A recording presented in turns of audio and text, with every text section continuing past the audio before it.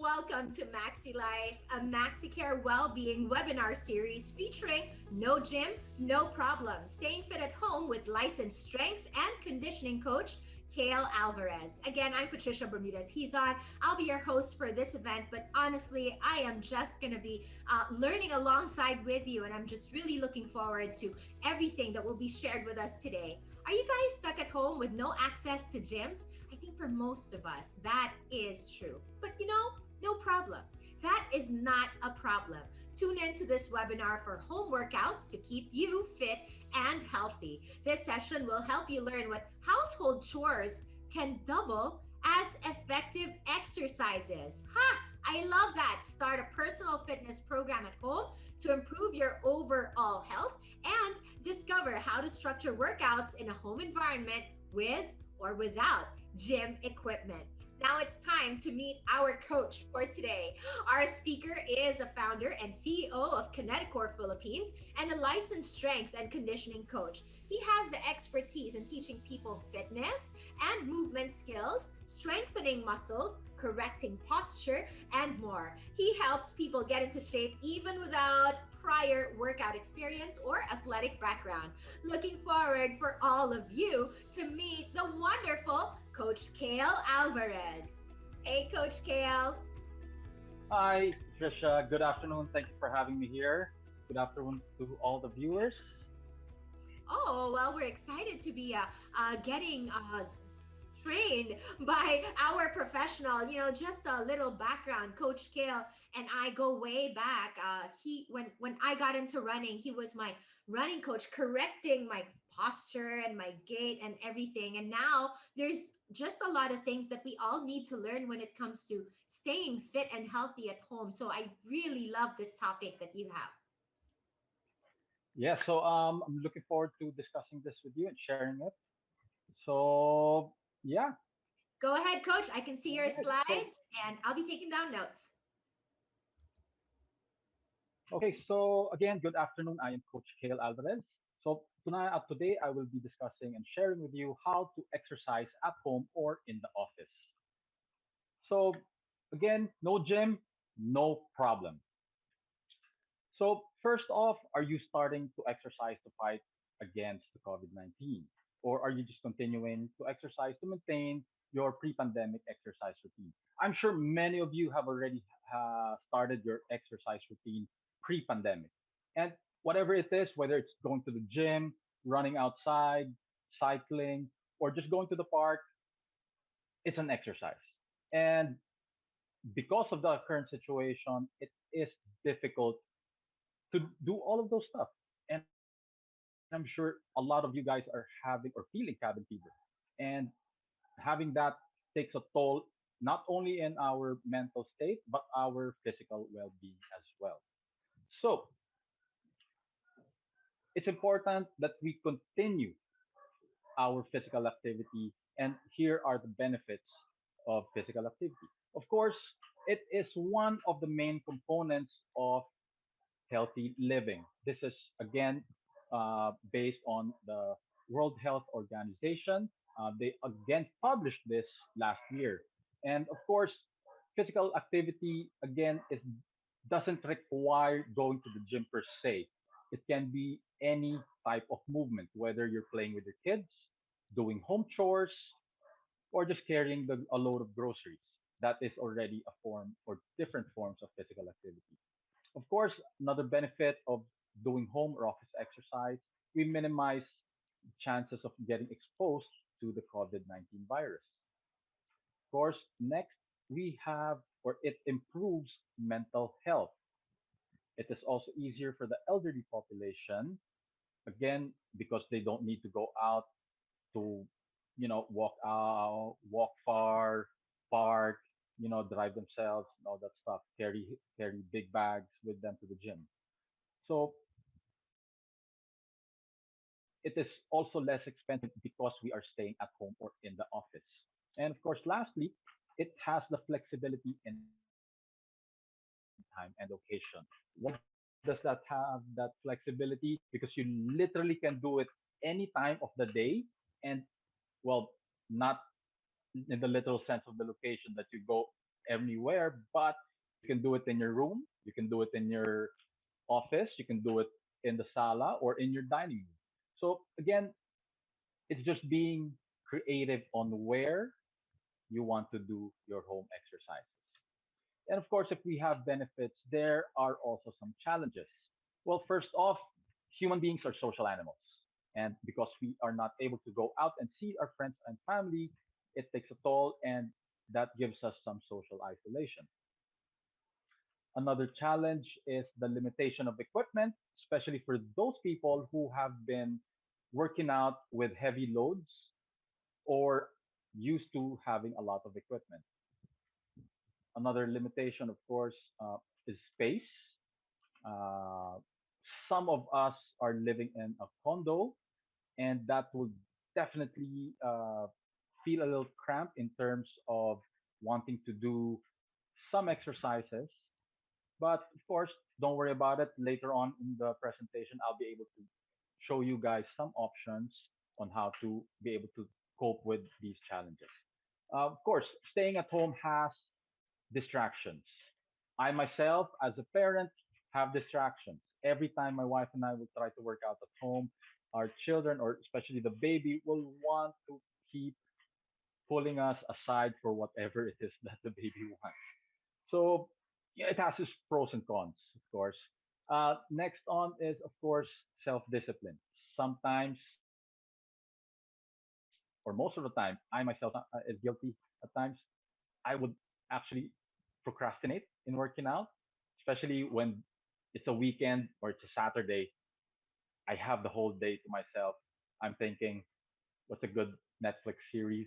And I start watching, and then I tell myself, okay, after a few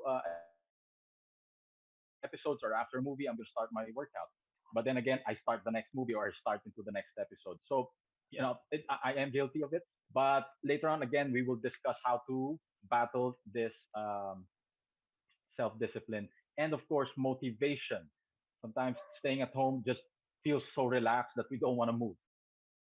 And lastly, technical difficulty. So why did I include this here? Because some of you guys for sure have been attending online exercise classes, or some of you may have hired a personal trainer. And when we do this, it's obviously web based. And of course, if you have some technical difficulties, whether it's a slow Wi-Fi or the weather's bad that just disrupts the Wi-Fi connection, or possibly some difficulty in your gadget as well. So yeah, it is part of it. So let's move on to some strategies on how we can work out or do some exercises at home or in the office. So three ways. Firstly, some of us or most of us would want to just do our own exercise routine. So we create our own programs based on experience or based on what we saw before, and we just mix and match. Or probably we wake up today, I feel like, okay, I want to take a walk, or today I just want to do focus on my abs, and that's okay. Next, we have fitness applications available. Some are free, some are paid. I'm sure you guys are familiar with the Fitbit, some, the Adidas app, and the such. So these apps are good, but not everybody would want to pay for an annual subscription. And again, that's okay. Still have several options to choose from. And of course, the third one being web based training. As mentioned earlier, these are exercises when we watch YouTube or when we join or hire online coaching. So whatever strategy you choose doesn't have to stick with one. You can actually mix and match, find what works for you. All right. So of course, before we start our routine, we want to answer several questions. Is this your first time to exercise? What level are you in? What equipment can you use? And do you have available space? And of course, as mentioned earlier, which strategy will work best for you? So as soon as you answer these questions, you'll be able to at least grasp what you want to do, or have an idea on how to go upon your exercise routines. Okay, let's start off. Let's break it down into age groups. Let's start with the children and adolescents. So these are ages below 18. So I'm sure a lot of you guys have children and you want to keep your children active despite the limitations of the pandemic. And having online school, children will be children. Let's face it, and they need to use those energy. The younger they are, the more energy they have. So with children and adolescents, they should be able to do an average of 60 minutes a day of moderate to vigorous intensity. So that's an hour. Okay. So when we say 60 minutes, it doesn't mean that they need a solid hour to just move and exercise. No, this 60 minutes can be distributed the whole day. So they can have like 10-minute play, 30 minutes in the morning, and then another 30 minutes in the evening, however you want to um, split it. But again, this is the minimum. Of course, they can go more than 60 minutes. And children should do muscle strengthening activities at least 3 times a week. Okay, I'm sure a lot of you are asking, children should not be doing weights or muscle strengthening because they will not or they will stop growing. Okay, that's a myth. So I'm just gonna bust that myth.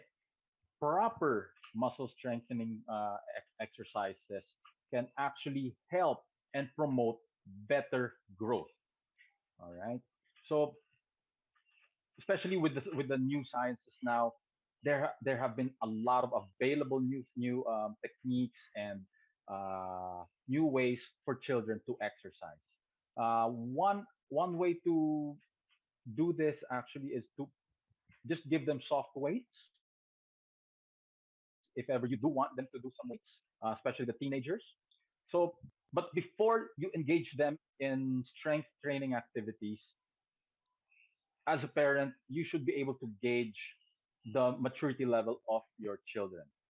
If they see or they treat these activities as horseplay, then obviously we do not want them engaging in muscular strengthening at this point. Why? Because the risks definitely outweigh the benefits. If they if you give them a 5 pound medicine ball, it may be soft, but it's still 5 pounds. If they start throwing it around, they break stuff, or worse, they hurt themselves or a sibling, then, like I said, it's just too risky. So, making sure that our children are mature enough to understand the consequences if ever they do, you know, play around, that they can get hurt. Okay, so again, for this age category, strength gains will occur at least 8 to 12 weeks of 2 to 3 times a week of resistance training. So, not because you started with strength exercises, after 2 weeks, you'll expect them to be strong already. Of course, our body needs to adapt, and physiologically speaking, there's just no shortcut into doing this. So at least 8 weeks will be your timeline. Increase in muscular strength, power, and local muscular endurance will be developed as, again, you engage your children into strength training. Actually, more than that, more than the muscles, the bone density increases as well, and that helps the children grow better. Of course, some benefits include cardiovascular fitness, body composition, as mentioned, bone mineral density, and mental health. So, as parents, I hope we don't see exercise as just another chore that they should do, or a subject that they should take in PE, or just some random play. It has its place in the growth of our kids. And like I mentioned earlier, ever since 2003, actually, the science in exercise and sports science have changed drastically. So with what we know now, and of course with the coaches now, it's actually getting better and better. So parents, please don't be afraid to have your children engage into strength training. Okay, let's move on to the next category. So adults, so ages 18 to 64. So they should be able to do 150 to 300 minutes of moderate aerobic physical activities or 75 to 150 minutes of vigorous physical activities. Or you can actually do an equivalent combination of both the moderate and the vigorous. So some may just opt for the moderate, some may want to go vigorous, some may want to just combine. It doesn't just end there. If this week you just feel like doing easy, moderate aerobic physical activities, go ahead and do so next week. If you feel like doing a little more intensity, go ahead. So there's no um, specific rule on what you should do. So at the end of the day, just getting yourself to move is the best way. And again, these are your guidelines just so that you can monitor. If you want to do 30 minutes a day for 5 days, that's already 150 minutes for that week. So you can actually devise a schedule on how you can do your exercises, whether you're at home or in the office. Of course, adults should still do muscle strengthening activities at least 2 days a week. Okay. So now it's just a matter of maintenance as compared to the children where they need to do 2 to 3. Okay. And of course, we have the older adults, 65 years and above. So basically, we wanna. Okay, question popped up. So that's actually per week. So what discussing here when I say let's go back 150 to 300 minutes, that's every week. So this is a weekly schedule or a weekly time. So if it's gonna be high intensity, just split it in half, 75 minutes to 150 minutes. Okay. All right. So again, going back to the older adults. So it's pretty much the same as for the adults, but this will depend on if the older adult is just starting to do exercises or have started exercise when they were younger, stopped, and then they wanted to come back, or if they never stopped. I know some people who are in their 70s who never stopped ever since they were in high school. And that's actually a good routine or that's a good lifestyle. So, but again, it's never too late to start. I actually have a client who is 79 years old. He started with a back pain, and that's why he went to me for help. And I've been training him for a year and a half now, online, everything online, and he is actually doing great now. He lives in Hong Kong. Uh, he's playing tennis now. So again, first timer to exercise at 79 years old with a back pain, and a year later he's playing tennis. So, like I said, it's never too late. So, for the older adults, it gives emphasis on functional balance and strength to enhance functional capacity and prevent falls. Okay, why do I say we need to prevent falls? There actually has been some statistics that a lot of physical injuries in the older adults come from falling. So whether they have a slip or they lose their balance or a slight nudge or a bump, they fall down. They either get an ankle sprain, a broken hip, broken shoulder. So again, we do not want, or as much as possible, we want our older adults to be able to avoid or minimize such risks. Okay, so for muscle strength and aerobic fitness, it has been strongly linked to functional independence and physical activity.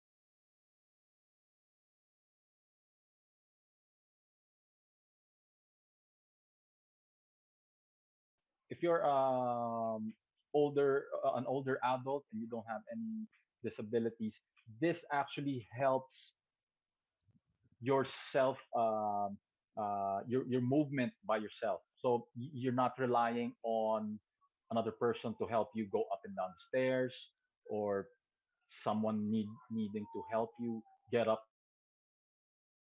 from your bed. So again, functional independence in the older adults sometimes may be time consuming, or for lack of a better word, annoying for that older adult, or for a relative who needs to help you out. Not that I'm saying nobody wants to help them out, but of course, who doesn't want some functional independence? So, of course, increased physical activity showed improvement in auditory attention and cognitive processing speed. And like I mentioned, it doesn't matter if you're about to start doing exercises at a later stage in your life. What's important is you want to engage in. So, of course, now we've discussed the age categories. Let's move on to how to exercise. Okay, so the way that people move, human beings move, can be categorized in 7 movement patterns. So it's called the basic movement patterns. And these movements basically are the fundamentals in everything that we do in terms of physical activity. The way we walk, the way we run, the way we jump, the way we carry our children, the way we carry our bags, everything, the sitting down, standing up, even whether you're not an athlete or you're an athlete, these will be your fundamentals. As long as you're able to do these 7 basic movement patterns, then you are good to go. You're set pretty much. So you'll be able to avoid those tight muscles, or lack of range of motion, or weakness for that matter. All right. So for the first one, we have the squat. So these are some examples. So you have the sit to stand, sumo squat, split squat, one leg squat. Again, there are so much more. But for our video examples, so you can see the sitting down and standing up already is a squat. Now you can actually do this as an exercise. Find the chair, you sit down, you stand up. You can do this anywhere from 10 to 12 reps. Do it from 2 to 3 sets, and there you go. You already have a set of exercises. So these, what I'm showing you right now, are some examples on the squat exercise. So it helps you not just strengthen your muscles, but it gives you balance and good mobility as well. So, okay, let's relate this to our day to day lives. Every time you sit down to eat and you stand up when you're done, that's already a squat. Every time you sit down and you stand up to work in front of your laptop, that's a squat. Or you have a toddler and you're gonna pick him up or her up from the floor, you squat down and then you stand up. Again, that is a squat. All right. So these variations of the squat exercise can be done um, depending on what you can do. Of course, some people may opt to just do a sit to stand squat with a chair because it's easier for them, or they still lack uh, the base strength to be able to execute the exercise properly. And there's no problem with that. And some of you may want to opt for some weights. And again, depends on your level. As mentioned earlier, if you're able to answer those questions, you'll be able to find out and pretty much gauge what type of exercises you want to do at home or in your office. Okay, so the hinge movement. So we have the Romanian deadlift, as Patricia mentioned earlier in our um, um, the start of the webinar. So we have our hip thrusts as well, and then your one leg RDLs. And these are some of the examples on how to execute the hinge movement. Okay, so if you're looking at the hinge, you want to be able to focus on the hips. So let me play that again. If you look at my hips, look at my back, so you want to avoid slouching. So just keep the back in neutral position. You don't need to hyperextend the back or really overextend your back. That's just actually gonna give you some problems later on. So another example is on the upper right. This is a hip thrust. So this this is another variation wherein we put a little bit more less effort on the lower back because we have our backs supported. And then of course if we have a double leg RDL, we have a single leg RDL.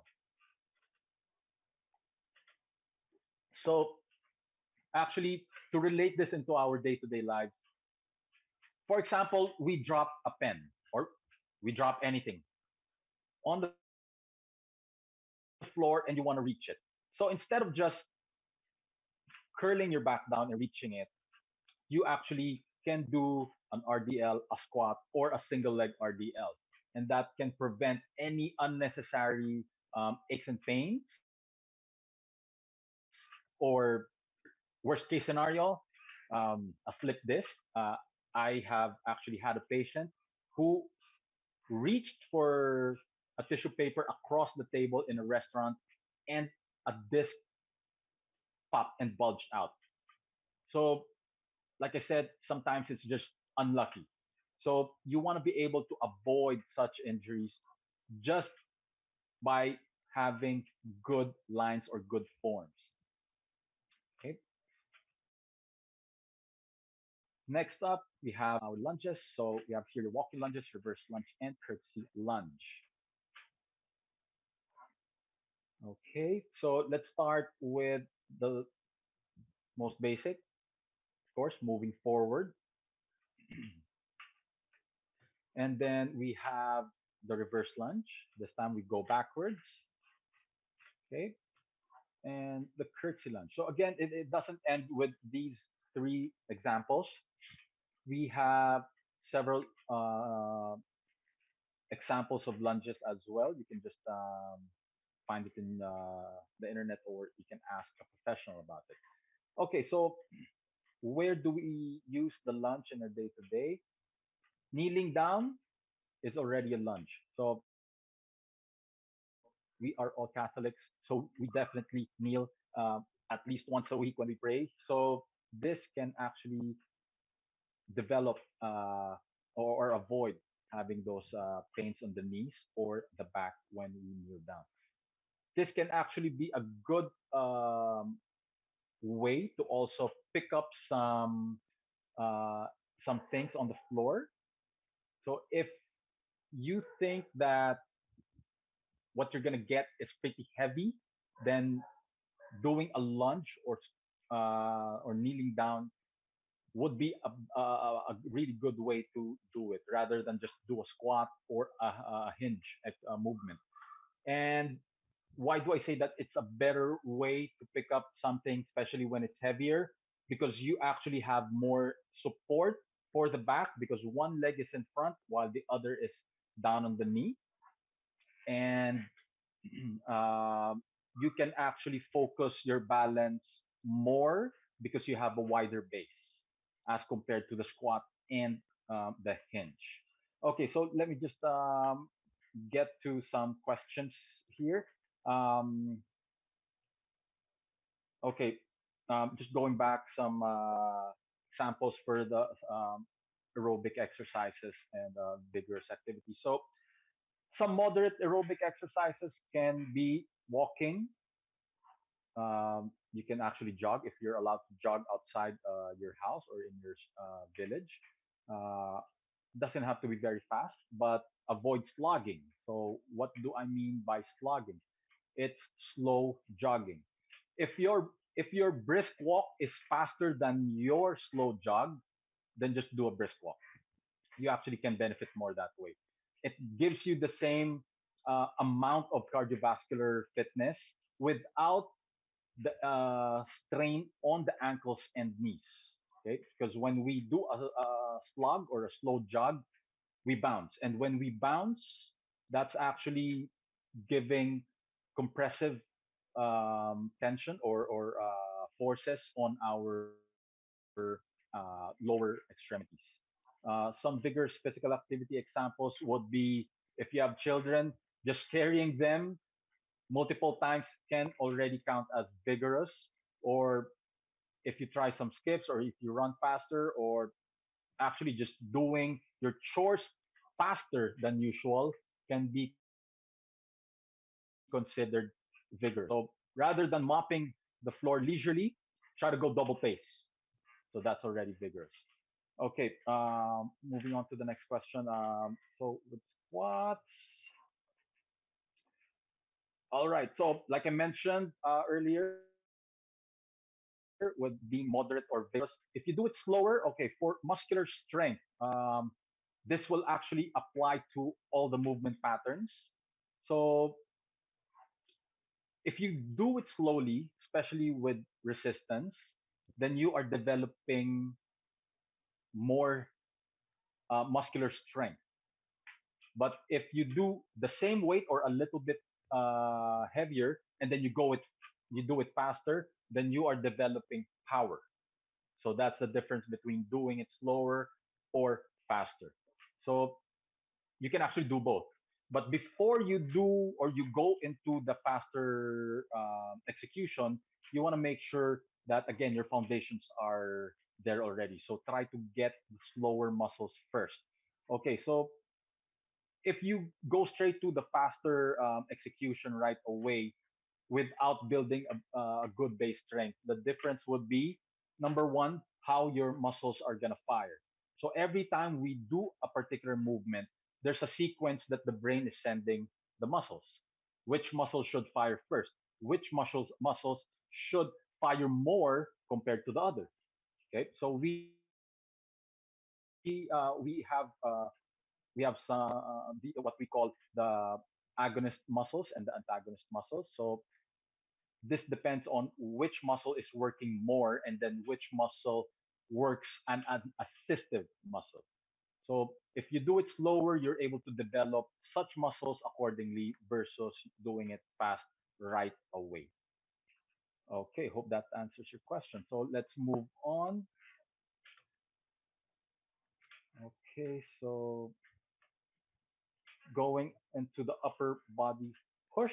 So of course, our favorite, the push-up. Okay, shoulder presses, chest presses, tricep dips. Um, I saw a while ago that someone's asking about the arms, so here you go. All right, for the push-ups, a lot of us um, still can't do a proper push-up. So if you observe closely the video, you want to make sure that you have a straight line from head all the way to your ankle. I'm not going to say toes because your toes will be on the floor. So keeping your back in neutral position, you don't want to hyperextend or to curl your back up. And you want to make sure that your arms are along the armpits. So this is will be actually the ideal posture. If you don't have enough strength to execute this, don't worry about it. We can regress it. So staying on your knees to modify it would definitely be a help. Or if you really can't do it on the floor, stand up, do it on the couch, do it on a chair, a table, or even on a wall. You can stand up, push against the wall, and that's already another regression for the push up. So when can we relate, or where can we relate it into our day-to-day lives? When we move furniture, we push it, that's already one. When we open the doors, when we need to push it, that's already two. And of course there's many more. So for those who have children, so if you can see the video, So this is a vertical movement. Okay, so this is called the shoulder press or the military press.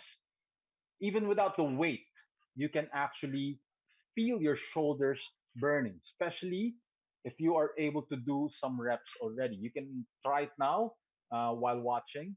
Just put your arms to the sides and just push over and reach towards the ceiling. If you want more challenge, try to push your arms more towards the back. Okay. So we actually can see this when we pick up our children. We bring it up. I love picking up my child, my toddler, picking him up and lifting him up above my head. And he loves it. Every time I do it, he giggles. And that's a workout for me already. So, like I said, you just have to be resourceful in what you can do. Okay, you can see here, I'm lying on the floor and doing a chest press. So again, with my baby, when I'm lying on my bed, I have my son, and then I just push him up while lying down. Again, enjoys it. And of course, okay, something for the arms. So we need a chair for this one. So this is actually a regressed version. If you want to make it harder, you can straighten, you can straighten your knees. And if you're gonna look at the video, you wanna be able to find um, a chair or something that is firm to grab hold onto so that it's well supporting your hands. Because if you slip or if your hand rolls out, then you can actually hurt yourself. So just be mindful on on how you do these things. Okay, again, let's relate it to our chores. So an easy way is some wives out there for sure love redecorating the house. Moving the couch from the window side. Let's move it to the west side of the house or the living room, and the husbands will go, okay, where do you wanna put it? Let's try it in that corner. Okay, so you push it, and then your wife will go, no, I think it looks better in the original position, and you go back and you do it again. So again, it doesn't end with just moving furniture. So if I'm sure some older guys here have experienced pushing their cars at some point uh, because they need to jump start it. So that's actually one example of relating it into our day-to-day lives. Okay, moving on. Of course, if we have an upper body push, then definitely there's an upper body pull. So this is where our rows come in, pull ups, and of course, bicep curls for the arms. Okay, so in this video, again, don't be discouraged if you find these videos too advanced. For sure, some of you would want an advanced version of it, and some would want a regressed version of it. So if you have a band, just tie it around anything that is stable or sturdy enough to handle the resistance when you pull on it. Or you can actually have a partner with you. So that'll make your workout a little more attractive or more fun. So doing the row, you can do it with both hands or you can do it with one hand. So in this exercise, as you can see, opening a door, opening your car door is actually an example of a row. So getting the door handle and opening it is again a row movement. Opening any door that requires pulling is already a row. Okay, so another example of a pull up. Okay, so in this video, I used a rope to pull myself up. Okay, some of you might be asking, why did I use a rope and not the typical pull up bars? Well, number one, I don't have a pull up bar. So I just used whatever's available. So again, we'll be able to discuss this even further when we try to create our own exercise routine at home. Okay, so for the arms, we have the bicep curls. Okay, so again, doing it even without the weight can activate the muscle already. You don't have equipment, that's fine. You can use a water bottle. You can start with a 500 ml water bottle, one in each hand. That's already good resistance. Okay, you're starting to gain more strength. Get a 1 liter water bottle. Okay. Actually, last year when I did some home exercise videos, I used a car battery. So it's just being resourceful or creative with the equipment that you can use for your exercise. So again, carrying your child is another perfect example of a bicep curl. So lifting him up in front of you already is again a form of bicep curl. So again, let's relate this to chores. Okay, the pull up. I'm sure when we say pull up, automatically we want to pull our bodies up. That's why again it's named as such. But it can also go the other way. So we can just pull it down vertically, um, taking down clothes from the clothesline already is a pull. Doing, especially if you have those huge blankets and you're drying it outside in the clothesline, you can just pull it out. That is already another example of a pull. Okay, and of course, moving on, we have the rotation.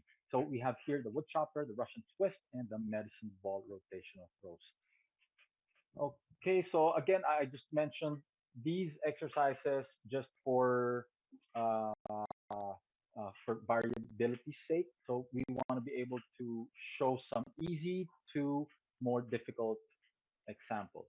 So this first video I'm showing is an example of the wood chopper. So we start from over the shoulder going down to the side of the hip. Whether again you use an equipment or not, you can hold on to a water bottle. It is already considered an exercise. Okay, so next video I'm showing is the Russian twist. Okay, please observe carefully when we do the Russian twist. A lot of you will prefer to hold on to a plate or a dumbbell or something, a medicine ball. Please observe that you keep the weight in front of the chest and you're not moving your arms. So you want to make sure that you move the trunk and not just the arms. Because if you move the arms, you're not hitting the right or the correct muscle groups. Because this exercise primarily focuses on your trunk. Okay. And you want to be able to hit or activate your abs as you do the Russian twist. Okay. So this is a more advanced example of the rotation. So here I have a medicine ball. I'm facing the wall, I'm rotating and just slamming it. And then the other example is this time the wall is on my side. So this way I have a bigger range of motion in terms of rotating my trunk. So again, where can we address this or use this in our day to day? When you're sitting, when you're sitting down on a table and you're trying to reach, that's already a rotational movement. Um, like I mentioned before, a patient of mine reached across and hurt his back.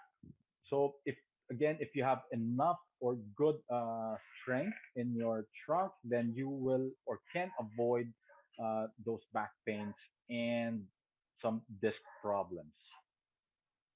Okay, so okay, let's just answer some of the questions. Okay, so exercises for the diabetic. Actually, there's no specific exercises for people with diabetes. But what you need to consider is, of course, monitoring your blood sugar. You don't want your blood sugar to drop down while doing your exercises, especially if you decide to do vigorous or a little higher intensity exercises. So just make sure you have to avoid hypoglycemia. Okay. Next, okay, best time of day to exercise. Um, Medically or scientifically, there is actually some science into it saying men should work out in the morning, early morning. Why? Because of their hormone production, and women in the late afternoon. But to be honest, it's kind of negligible for some. At the end of the day, you want to be able to do the exercise. So if you can't squeeze it in the morning or in the afternoon, find the time in the day to do so. There's no real best way to to check on that. I would say Dr. Kathy later can actually answer that better than I do. So yeah. All right. So okay, moving on. All right. All right. So for our next one, okay. So the gait. This is our seventh basic movement pattern. Okay, so you have your step ups, single leg heel raises, and your marches. So some examples of these are here. So first off, the step up. This is very basic and very easy to use. You don't actually need to buy yourself a step board. If you have stairs at home, use the first step. Don't do it in the middle of the staircase, of course. You don't want to slip down and fall down the stairs. So again, use the first step, or if you have any elevation in your house, you can use that. So there are several ways into doing the step up. What I did here is the very basic one. Another variation can be lifting the knee up as lifting the other knee up as you step over it. Okay. Another one, if you look at the next video, this is the single leg heel raises, or you can go alternating heel raises. You can hold on to something, a wall or a table to support your balance as you do these exercises. And of course, as mentioned, marches. So when we say gait, this is actually the walking motion. So every time you walk, you're already doing one of the seven basic movement patterns. Okay, so let's try to count how many times or how many basic movement patterns you are or each of us are able to do every day or in a daily basis. So okay, let's start off when we're sleeping. We wake up, we sit up, and then we stand. That's your squat, right? From standing up, uh, from standing up from the bed, you walk towards whether you go straight to the kitchen to get a glass of water or you go straight to your bathroom. That's your gait. Okay. Next, if you have stairs, you go down. That's already a lunge. So that's three movement patterns. You go to the kitchen, you open you pull the fridge door. That's already a pull. That is four movement patterns. Okay, next, you have a jar.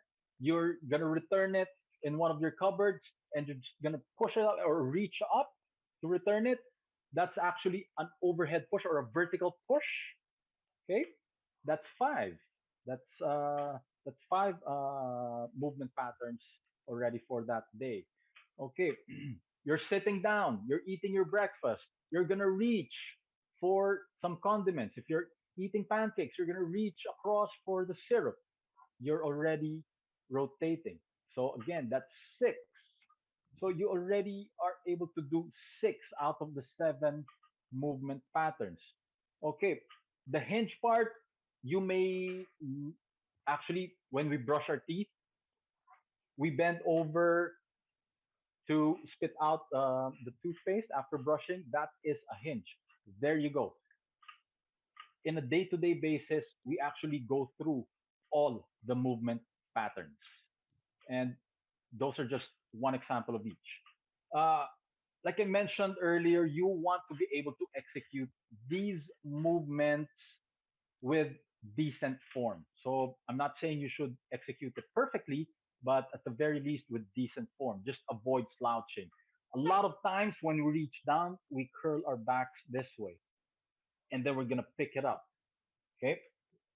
When we carry our groceries, especially when it's a lot of meat, that's gonna be heavy. So you don't want to round your shoulders in front and then slouch while carrying that. You're going to put strain on your spine. So you just want to be able to execute the movement decently. Okay. So with these movement patterns, you can actually do it as is, as an exercise routine per se, or during any of your chores. I'm sure a lot of you cook every day, and that's one of the basic chores, cooking. So when we cook, we use our arms, we push, we pull, okay, we rotate. When we get the salt, we pour it on the um, on the pan when we cook. Then there you go. That's already rotating.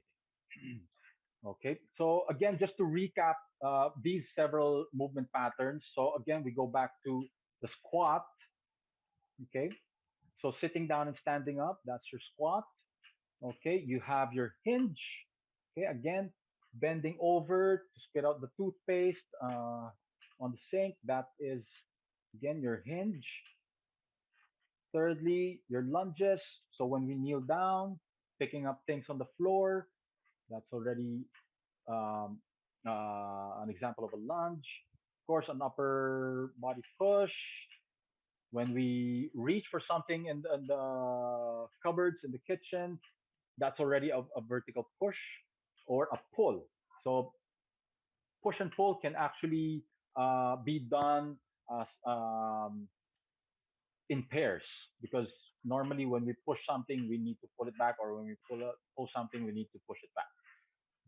And okay, rotating, again, reaching across or reaching down, turning. So that's your rotational exercise. And your gait, again, just a basic walk. Okay, so for these seven fundamental movements, you can easily regress or progress accordingly. So when we progress, you can use heavier weights or faster movement. Okay. To regress, you can do it slower or less resistance. Or you can or you can put some assist by holding onto the table or another chair or a wall when you do your squat. So that is a form of regression. So making it easier for you. Okay, for some of you out there, when you hear regression, it's like a step back. I hope you don't take it like that, because when you regress an exercise, it doesn't mean you're weak. It just means that you're not yet ready for that particular movement. So you want to step back to build it up so that you can move forward. All right, so let's move on how to design our own exercise routines. Okay, so number one, we need to be creative with our space and equipment. As mentioned, again, if I don't have the space, then what exercises can I do? Well, obviously, you can't just kick your leg out if you have space restrictions. Why? Because you might hit something. So instead of doing a kick to work on your legs or to have some hamstring mobility, why not just sit on the floor and just reach for your toes? It does the same thing. So again, it's just being or understanding what limitation you have.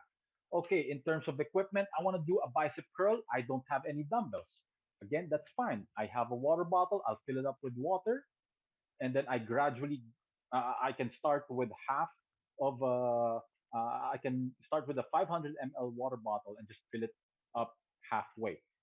So that's 250 ml, and then start with your bicep curls that way. After a week, fill it up all the way to 500 ml. That's already a progression. Okay. So again, use what you can. Okay. Okay. Of course, next. Okay, here you go. So this is, as mentioned, if you're gonna do twice a week or 3 times a week.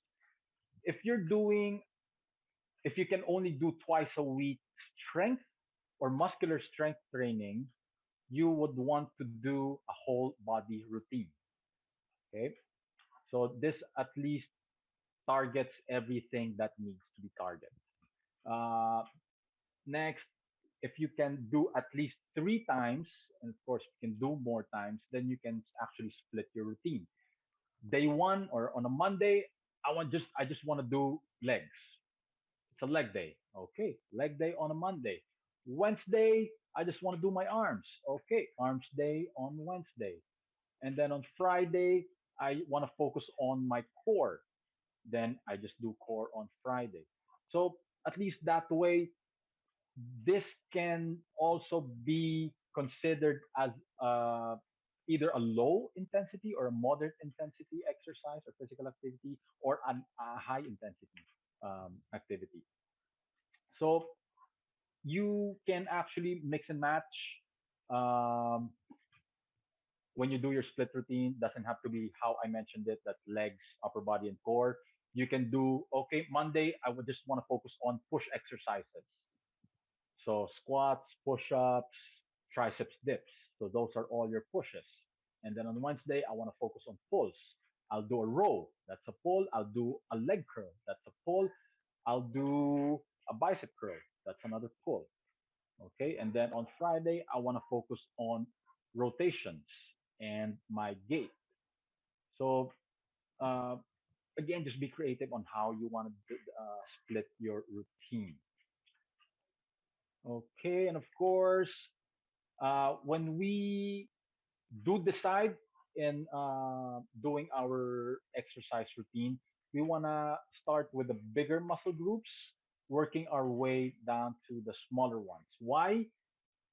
Because when we start with our smaller muscle groups, the bigger muscle groups will also need to activate. And when that happens, you start feeling tired because you expend energy. And by the time you want to do your bigger muscle groups, you're too tired to do what exercise or the selected exercise that you want to do.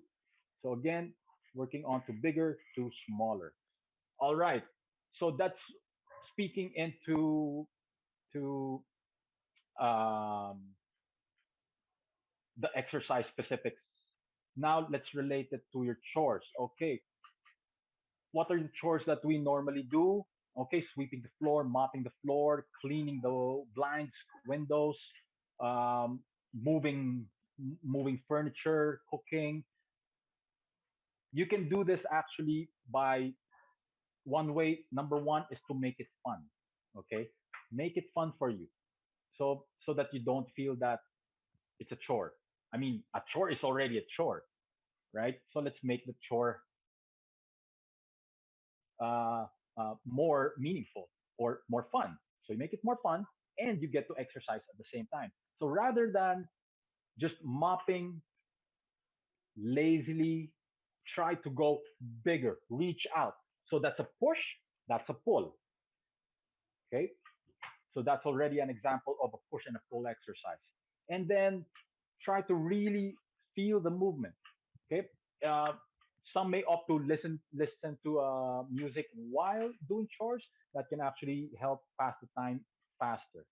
Okay. So again, with the chores, whatever the chore it is that you're doing, try to relate it to the 7 basic movement patterns, and then try to just make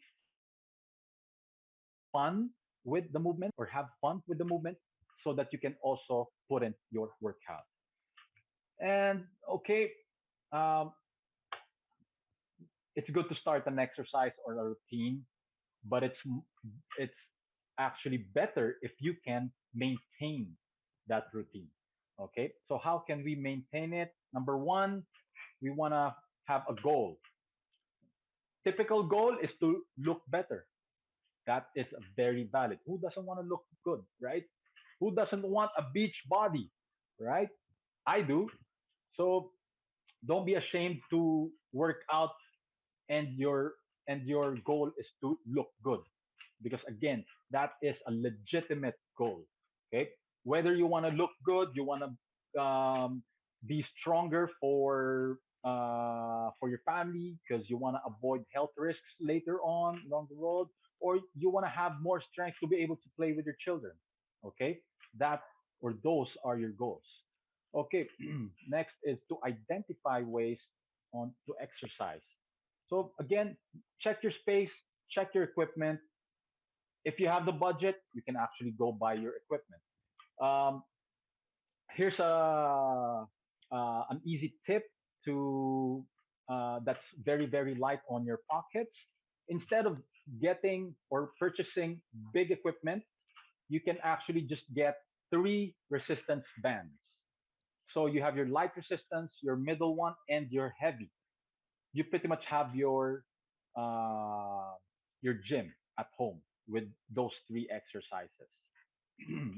If you want to learn more, you can actually just consult a professional about that, or to just again, if you don't have time to work out as a standalone exercise, again, do it with your chores. Okay.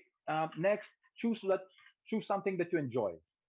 I mean, if you don't like to use your chores as a form of exercise, that's fine. That can be considered as an added physical activity. So, again, at the end of the day, if you enjoy walking, stick to walking. Okay. You love doing squats, stick to squats. You can't do heavy loads, doesn't matter. Just do what you can and make sure that you enjoy it. And of course, last but not least, we want to be able to schedule it, to monitor it, and to have a form of progression. Why do we want to schedule it? So that we actually keep a routine. Why do we want to monitor it? So that we see the gains that we are um, that we are developing over the weeks of doing these physical activities. And progression. Why do we want to progress? Of course, as you do these physical activities or exercises, you get stronger. So for you to develop even more, you want to be able to progress. And there you have it. I hope you guys learned a lot in this presentation. But if there's anything else you'd want to ask, you can actually just reach out. You can just find you can find me on Facebook. So let's call back Patricia. Wow, thank you so much, Coach Kale. I didn't realize that all these things that I had been doing can double as exercises. I learned so much, honestly, because I have to always carve out so much time to work out, but I still have so much chores to do at the same time. So it's actually good that I'm able to see and now I'm able to understand that there are a lot of things that I can do, and I'm all about multitasking.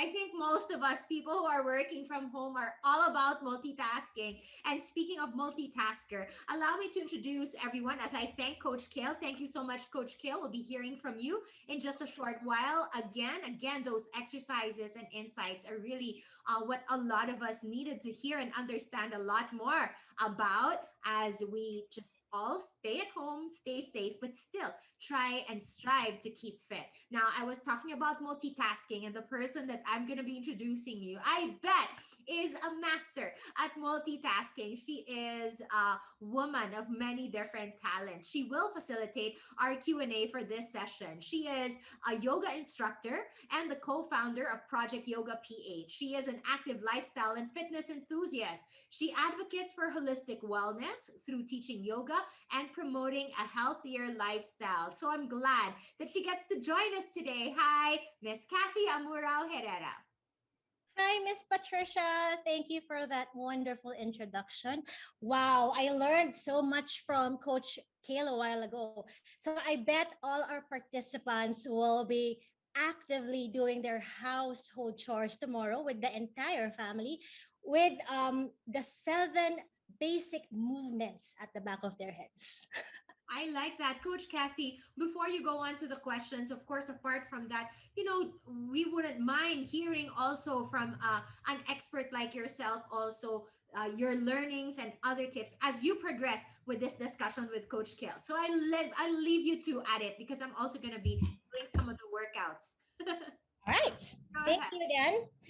So what Coach Kale had discussed earlier is was very beneficial to everyone because apart from reiterating that we can do a simple exercise with just doing our household chores, we must keep in mind that we must have the proper and correct form to avoid injuries. And what he had mentioned was very interesting and at the same time very sustainable and attainable for everyone. And with that being said, I would like to call on Coach Kale back so he could answer some of our questions that our participants have sent earlier. Hi, Coach Kale.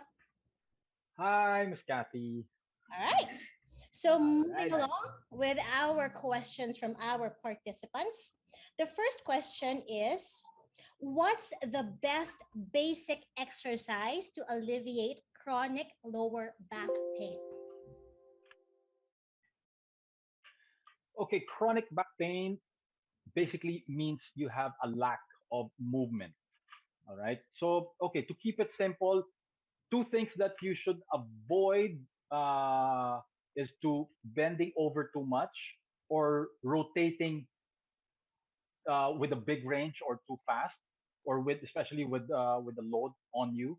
Um, it's basically just making sure that you move.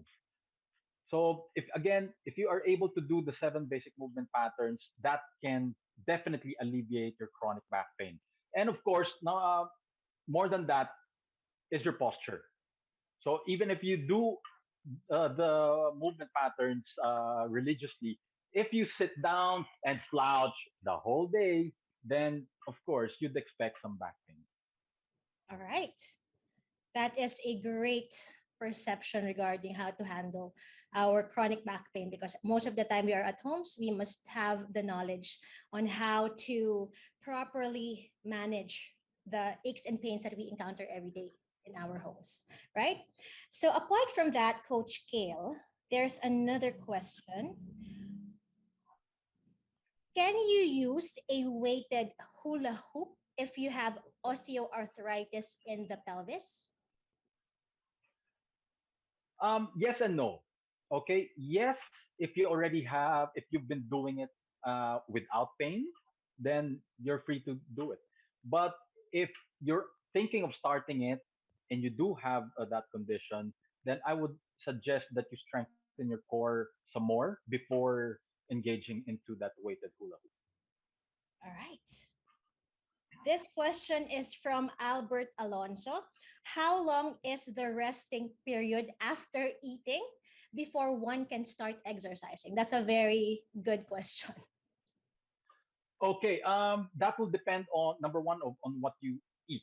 Of course, if you're vegetarian, then your body will actually burn it faster. So 30 minutes after would be good. If you will eat say white meat, chicken and fish, that can be burned anywhere from an hour and a half to 2 hours, um, sometimes 2.5 hours. So that's your range. And then if you eat red meat, that's anywhere from 4 to 6 hours of burning it. So for those carnivores out there, you better watch out. Okay, just to add into it, um, just to a myth busting opportunity right here. Um, Doing physical activity after you eat does not promote appendicitis. All right. You may have, is that correct, Doc Cathy? You may have some indigestion, but that doesn't trigger appendicitis. That's a very helpful thought because I really love that you bust out the different types of myths that we encounter every day. So, apart from that, Coach Kale, we have another question here. So, what's the best exercise to flatten a beer belly? Okay, you will not want to hear this. No, just kidding. Okay, of course, apart from exercising, actually, it's not just beer belly. Sometimes it's just having that excess fat in the midsection. Everybody wants to get rid of that. Normal, especially for the moms. Moms already have that disadvantage because why they gave birth, but that's not an excuse. Okay, um, no amount of crunches or sit-ups will actually flatten that belly. What you want to do is to have a healthier or a better eating habit because you can develop your abs or your abdominal muscles as much as you want, but if you have that layer of fat, then it's not going to show. So it's actually a combination of both. So you exercise and you eat healthier. So I guess it'll be better if we can consult a dietitian or a licensed nutritionist for that one. So what with what you're saying, Coach Kale, exercising needs to have a smart food choices as well. So that the entire Yes, body or the figure of a person will be more effective, right? So just to lose weight, yes, you need to have a yes, correct balanced diet apart from exercise. yes. Actually, to add to that, um, there's this rule of thumb in terms of how our bodies develop and lose fat. The midsection is first in and last out. So unfortunately, that's the first thing that's gonna get fat, and then our arms, and then if you're trimming it down, that's the last thing that you're gonna lose. All right. So we have to keep in mind that we have to be aware or be mindful of what we eat, right? And with that, we end our Q&A. May we call on our beautiful host for this afternoon, this evening's webinar, Miss Pat.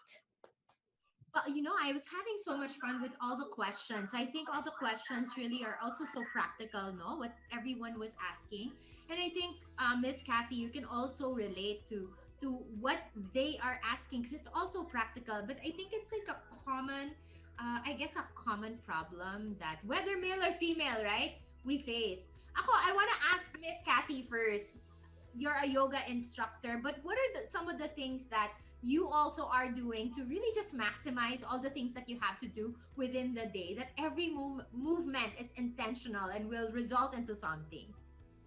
Well, just to relate with what Coach Kale have discussed earlier, I keep in mind the correct form the entire day because that's the key for us to have a very sustainable type of everyday living.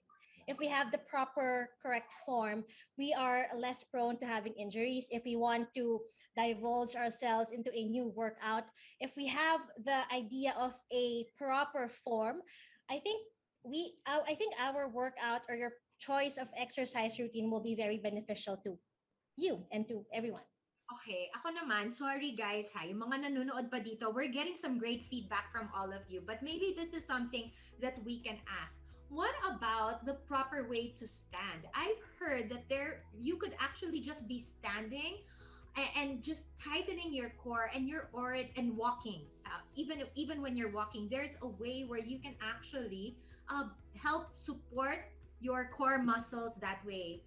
And if you do it right, that can help you tighten your midsection. Coach Kale or Kathy?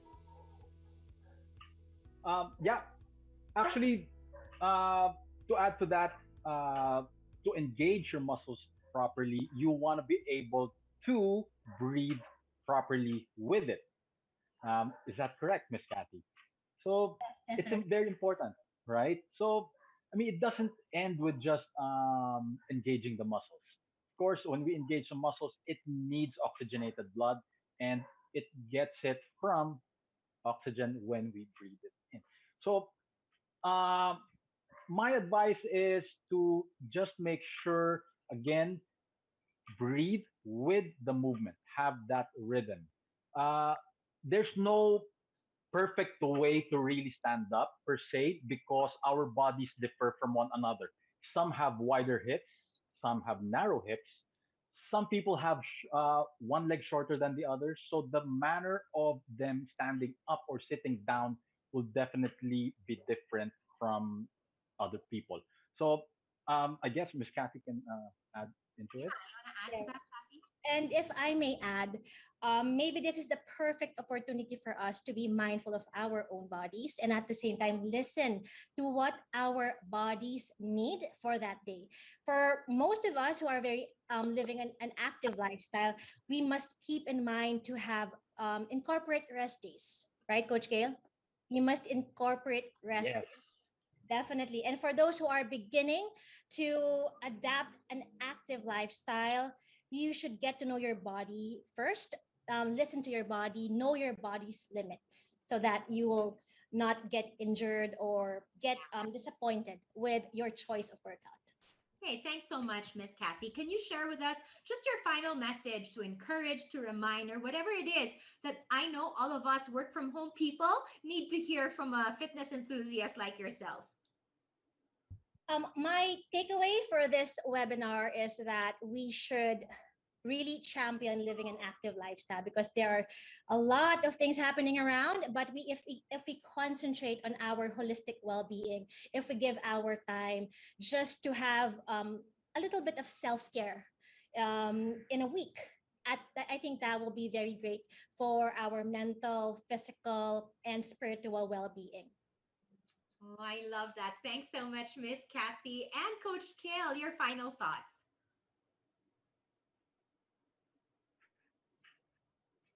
Okay. My I guess my parting tip would be don't look at exercise as a chore or as a form of punishment. You have to look at it positively. Perfect example will be okay. I ate cake last night. I have to run the treadmill for an hour to burn this cake. Okay, you're looking at the glass half empty, guys. Don't be so negative.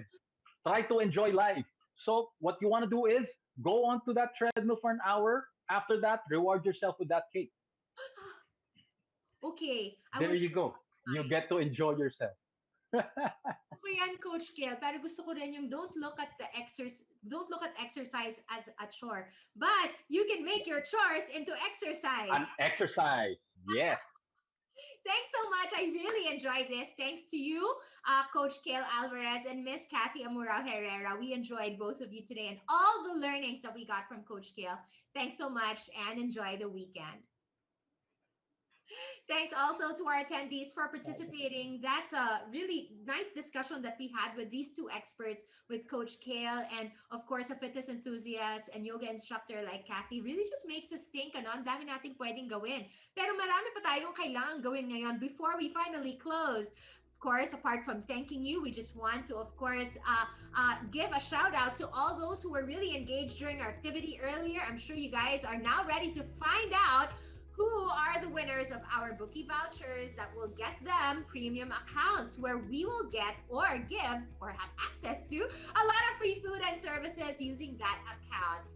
You guys will be happy with this, especially if you are one of the people that we are showing right now. Alma, Villafranca, Michael, Hochschild, that's nice, and Adelita Suyo. Congratulations to all of you. Please provide your complete name, contact number, and email address on the chat box right now. We'd like for you guys to chat with us your information so the MaxiCare team can talk to you about how to claim your prizes. Now, for those who didn't win, don't fret. Remember, apart from the icebreaker game, we just want to remind everyone that you can still win exciting prizes just by answering the survey form that will be sent after this event, because 5 lucky participants will win a MaxiCare J umbrella, which is really awesome.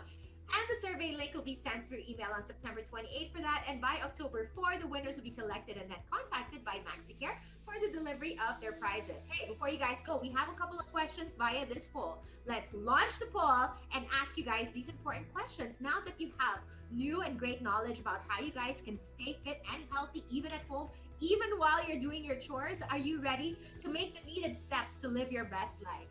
Baka bukas yung pagwalis nyo with a little bit of, added sass and effort, yung pag-mop nyo, yung pag-upo nyo when you're in front of your computer. And yes, we got 100%.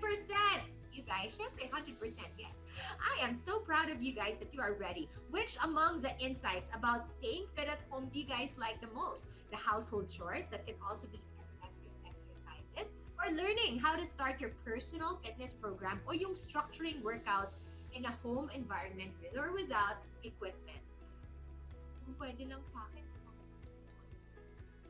all. But honestly, those were really great tips. I have to, I have to really put those in practice too for myself. A lot of people loved how the knowledge on how they can structure their workouts and the household chores. Pero syempre lahat gusto rin yung mga topics na na-share. So thank you so much for those insights. We appreciate it. And which topics now would you like to see in future Maxi Life webinar series? You can choose more than one for this one.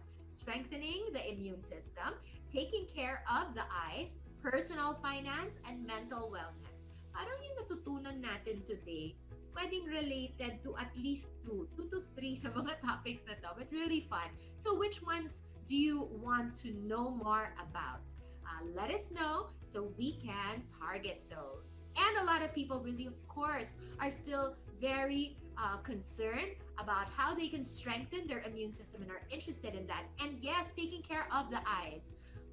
We've had a lot of time in front of our devices the whole day today. So those are good choices. If you guys enjoyed this experience, please do share it on your social media. I've been using the hashtag Live Your Best Life, and also use the hashtag MaxiCare Maxi Life Webinar. And of course, you guys can do the same while tagging MaxiCare on Facebook at MaxiCare Healthcare Corp, on their IG at MaxiCare Healthcare, and on their Health and Wellness IG at MaxiCare Health and Wellness. When you do share about your wonderful takeaways here, make sure you guys do share that. Don't forget to also subscribe to their YouTube channel. It's at MaxiCare Healthcare Corporation. Thank you, everybody. If you want to learn more about MaxiCare's products, go to shop.maxicare.com.ph, or you can send them a message through their FB Messenger. If you have questions about this webinar, you can even email them. Please email them at maxicarewebinar@maxicare.com.ph. Tanong ko, bago kayo umalis, so weekend na, paano ba kayo nagpo-budget? Hirap ka ba mag-budget? Gusto mo ba maging managing well or maging well in terms of finances, hindi lang sa physical natin? Whatever your answer is. Our next webinar is on October 15, 5 p.m. and it's all about managing finances. Saktong-sakto yan. So that ends our event for tonight. Thank you so much for being here. Don't forget, this way, October 15 at 5 p.m. That's our next event. We hope you guys enjoyed the session and all the future sessions that we give you here at MaxiCare. Thanks, everyone. You know that with MaxiCare, you all can live your best life. Good night.